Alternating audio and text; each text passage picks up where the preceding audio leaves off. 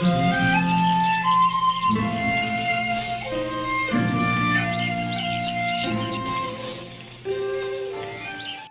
The lord. మన ప్రభువును మన రక్షకుడైన యేసుక్రీస్తు వారి శ్రేష్టమైన నామంలో మీ అందరికీ మా హృదయపూర్వక వందనములు. మీరందరూ క్షేమంగా ఉండాలని, మరి దేవుని యొక్క మేలులు మీరందరూ కూడా పొందుకోవాలని, ఆయన ఇచ్చినటువంటి వాగ్దానాలన్నిటినీ మనము స్వతంత్రించుకోవాలని మరి అనుదినము మీ నిమిత్తము మేము ప్రార్థిస్తున్నాం. దేవుని యొక్క వాక్కును మనం విని అనుదినము మరి ధైర్యపరచబడులాగున, ఆదరింపబడులాగున దేవుని యొక్క కృప ద్వారా మనము దేవుని యొక్క వాక్యాన్ని ధ్యానిస్తున్నాం. ప్రతి ఒక్క వాక్యము మనల్ని ధైర్యపరచడం కొరకే, ప్రతి ఒక్క వాగ్దానము మనము వాటిని స్వతంత్రించుకోవడం కొరకే. కాబట్టి దేవుడిచ్చిన వాగ్దానాన్ని ధ్యానం చేసుకుందాం. కీర్తనల గ్రంథము 91వ కీర్తన 7వ వచనాన్ని చదువుకుందాం. నీ ప్రక్కన 1000 మంది పడినను, నీ కుడి ప్రక్కన 10,000 మంది కూలినను అపాయముని యొద్దకు రాదు. హల్లెలూయా. దేవుని నామానికి మహిమ కలుగును గాక. మరి దేవుడు ఆయన్ను మనం ఆశ్రయించినట్లయితే, మహోన్నతుని చాటున మనము నివసించినట్లయితే మనకేం రాదంట? నీకు ఏ అపాయము రాదు, ఏ తెగులు నీ గుడారమో సమీపించదు. నీ ప్రక్కన 1000 మంది పడినను, నీ కుడి ప్రక్కన 10,000 మంది కూలినను అపాయముని యొద్దకు రాదు. నీ ప్రక్కన 10,000 మంది కూలినను అపాయముని యొద్దకు రాదు. ఈ రోజున ఏ అపాయముని యొద్దకు రాదని దేవాతి దేవుడు నీతో వాగ్దానం చేస్తున్నాడు, నీకు మాట ఇస్తున్నాడు. నీ యొద్దకు ఏది రాదు అని, నిన్ను ఎంత మాత్రము ఏది కూడా బాధపరచదని, నీకు ఎటువంటి ప్రాణహాని జరగదు అని దేవుడు వాగ్దానం చేస్తున్నాడు. మరి దేవుని యొక్క మాటను మనము నమ్మగలిగితే, దేవుని యొక్క మాటను మనము విశ్వసించగలిగితే మనకు దేవుడు అపాయమును రానియ్యడు. మనము దేవుని మాటను తృణీకరిస్తే, ఆయన మాటను మనం లెక్క చేయకుండా ఉంటే ఖచ్చితంగా అపాయం అనేది కలుగుతుంది. మరి ఎప్పుడు దేవుడిచ్చిన వాగ్దానం నెరవేర్చబడుతుందంటే, మహోన్నతుని చాటున నీవు నివసించాలి, ఆయన ఒక హస్తపు నీడలో నీవు ఉండాలి, ఆయన యొక్క బలమైన కాపుదల్లో నీవు ఉండాలి. అంతేగాని నీకు ఇష్టం వచ్చినట్లుగా నువ్వు జీవిస్తే ఆయన ఇచ్చినటువంటి వాగ్దానాలు, ఆయన ఇచ్చినటువంటి మాటలు నీ జీవితంలో నెరవేర్చబడవు. మరి ఆదామును దేవుడు ఏదేను తోటలో ఉంచి నీవు వీటన్నిటిని చూసుకో అని చెప్పి తన మట్టుకు తనని విడిచిపెట్టి వెళ్ళిపోయాడు. అయితే దేవునితో సహవాసము చేయాల్సినటువంటి ఆదాము దేవుని యొక్క మాటను తృణీకరించాడు. దేవుని యొక్క మాటను తృణీకరిస్తే మరి ఏ అపాయము ఆదాముకు రాకుండా ఉన్నదా అండి? ఖచ్చితంగా వచ్చింది. అపాయం వచ్చింది, ఆపద వచ్చింది. ఆ యొక్క ఏదేను తోటలో నుంచి తనను గెంటివేయబడ్డాడు. ఎందుకు అంటే దేవుని యొక్క మాటను తృణీకరించాడు. అదే విధంగా యూదాను గురించి కూడా మనం చూసుకుంటే, యేసయ్యతో పాటు నడిచినటువంటి వ్యక్తి, యేసయ్యతో పాటు సువార్తను ప్రకటించినటువంటి వ్యక్తి, యేసయ్య యొక్క మనస్సును ఎరిగినటువంటి వ్యక్తి అయినప్పటికీ తాను లోక ఆశలకు లోబడి ఆ 30 వెండి నాణెముల కొరకు దేవుణ్ణి అమ్మివేసినటువంటి వ్యక్తిగా మనం చూడవచ్చు. దేవునిలో ఉండాల్సిన అతను, దేవుని పరిచర్య చేయాల్సిన అతను, ఎంతో నమ్మకమైన వాడు కాబట్టే దేవుడు యేసయ్య తనను ఏర్పాటు చేసుకున్నాడు కదా.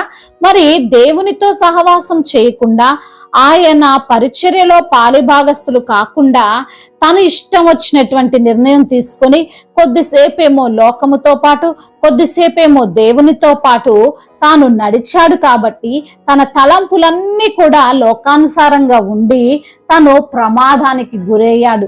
తన ఆలోచనలు చెడ్డవిగా మారాయి. తన ఆలోచనలన్నీ ఈ లోకం పైనే ఉంచాడు. కాబట్టే తను శ్రమ పొందాల్సి వచ్చింది. తన యొక్క మరణం కూడా చాలా ఘోరమైనదిగా జరిగింది. ఈ రోజున తనకు ఎందుకు వచ్చింది అపాయం, ఎందుకు వచ్చింది తనకు అలాంటి పరిస్థితి అంటే దేవునితో సరిగ్గా లేడు. తన హృదయం దేవునితో సరిగ్గా లేదు. అందును బట్టే తాను మరణ శిక్ష నొందాడు. తన యొద్దకు అపాయం వచ్చింది. మరి తనతో పాటు ఉన్నటువంటి వారు ఎన్నో శ్రమలు, ఎన్నో బాధలు, ఎన్నో నిందలు యేసయ్య కోసం పడ్డారు. కానీ తను ఈ లోకం వైపు తిరిగి మరి దేవుని నుంచే దూరం అయిపోయాడు. ఈ రోజున దేవుని చాటున నువ్వు లేకపోతే, దేవుని యొక్క మనస్సును నువ్వు తెలుసుకోకపోతే నువ్వు ప్రమాదంలో పడిపోతావు. మరి దేవుడు నీ యొద్దకు ఏ అపాయాన్ని రానియకుండా ఉండాలంటే నిత్యము నీవు దేవుడిచ్చిన వాగ్దానాలను, దేవుడిచ్చినటువంటి వాక్కులను ధ్యానించాలి. మరి అంత మాత్రమే కాకుండా నువ్వు ధైర్యం కలిగి జీవించాలి. దేవుడిచ్చిన మాటలు, ప్రతి మాట మనకు ధైర్యం కలిగిస్తుంది, ప్రతి మాట మనల్ని ఆదరిస్తుంది, ప్రతి మాట మనల్ని బ్రతికిస్తుంది. కాబట్టి ఆ మాటల ప్రకారంగా జీవించాలి. ఆ యొక్క మాటలను మనం నమ్మాలి, రిసీవ్ చేసుకోవాలి, విశ్వసించాలి. నీ పక్కన 1000 మంది పడినను, నీ కుడి పక్కన 10,000 మంది కూలినను అపాయం నీ యొద్దకు రాదంటున్నాడు. అంత రూఢిగా దేవుడు చెప్తున్నాడు. మరి నువ్వు రూఢిగా దేవుని యొక్క మాటలను నమ్మగలుగుతున్నావా? నమ్ముట నీ వలనైతే నమ్మువానికి సమస్తమో సాధ్యమే. నీకు పడని వారు, నీ విరోధులు నిన్నేమైనా చేయాలని చూసినప్పటికీ అవేవి కూడా నీ మీదకి రానియకుండా ఆయన చేస్తానంటున్నాడు. ఆయన ముందుగా నిలవబడుతున్నాడు, ఆయన నీ ముందుగా వెళ్తున్నాడు. మరి నీ వెనకన ఉన్నాడు, నీ ముందును ఉన్నాడు, నీ ప్రక్కన ఉన్నాడు. నువ్వు ఎక్కడికి వెళ్తే అక్కడనే దేవుడు ఉన్నాడు. కాబట్టి నీ యొద్దకు ఏ అపాయమో రాదు అని దేవాతి దేవుడు సెలవిస్తున్నాడు. కాబట్టి దేవుణ్ణి నువ్వు ఆశ్రయంగా చేసుకో, మహోన్నతుని నువ్వు ఆశ్రయించు, దేవుని యొక్క కృపను పొందుకొని నీవు నిత్యము నిలుస్తావు. హల్లెలూయా. దేవుడి ఈ మాటలను దీవించి మన హృదయములో ఫలింపచేయునుగాక. ప్రార్థన. సర్వశక్తిమంతుడైన దేవా, సకల ఆశీర్వాదములకు కారణభూతుడా, ప్రేమగల తండ్రి, జాలిగల దేవా, మీకు స్తోత్రములయ్యా. మా కొరకు ప్రాణం పెట్టిన దేవా, మా కొరకు తిరిగి లేచిన తండ్రి, మీకు స్తోత్రములయ్యా. ఈ రోజున వాక్యము ద్వారా మీరు మాతో మాట్లాడారు ప్రభా. అవునయ్యా, మా జీవితంలో మీరు వాగ్దానము చేసిన ప్రకారం నీ పక్కన 1000 మంది పడినను, నీ కుడి ప్రక్కన 10,000 మంది కూలినను ఏ అపాయమును యొద్దకు రాదు అంటున్న దేవా, మీకు స్తోత్రములయ్యా. ఈ రోజున తండ్రి మీరు మాట్లాడిన మాటలన్నిటినీ మా హృదయం అనే పలక మీద రాసుకొని వాటి ప్రకారంగా మేము జీవించి మీ యొక్క కాపుదలలో మీరిచ్చు ఆశీర్వాదముతో అయ్యా, మీరిచ్చు దీవెనతో మేము జీవించినట్లుగా సహాయం చేయండి. అనారోగ్యముతో బాధపడుతున్న ప్రతి బిడ్డను మీరు తాకండి, సంపూర్ణ ఆరోగ్యమును వారికి దయచేయండి, సంపూర్ణ స్వస్థతను వారికి అనుగ్రహించండి.